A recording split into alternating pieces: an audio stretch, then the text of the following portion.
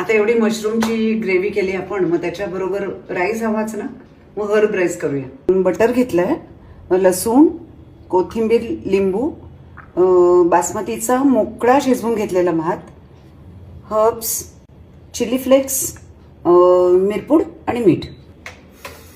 चला सुरू करूया. आधी बटर घालते, 1.5 टीस्पून चालेल. आता लसूण घालते,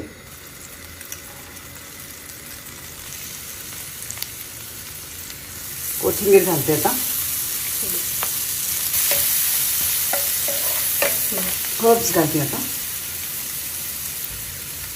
चिली फ्लेक्स, आता हे आपल्या चवीनुसार घालायचे, मिरपूड,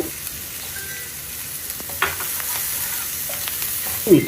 आता भाताचं अंदाजाने, आधी तुम्ही घातलं असेल तर थोडं कमी घाला, आपल्या अंदाजाप्रमाणे मीठ. आणि आता राईस.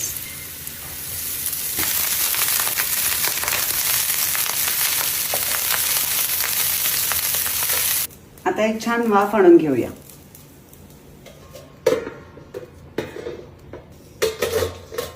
आहा, मस्त वाफ आली आहे. थोडंसं लिंबू, थोडा भात चकचकीत दिसतो याने. चला बंद करते आता. तुम्ही पण करून बघा आणि कॉमेंट्समध्ये मला सांगा कसा झालाय. काही शंका असल्या तरी विचारा.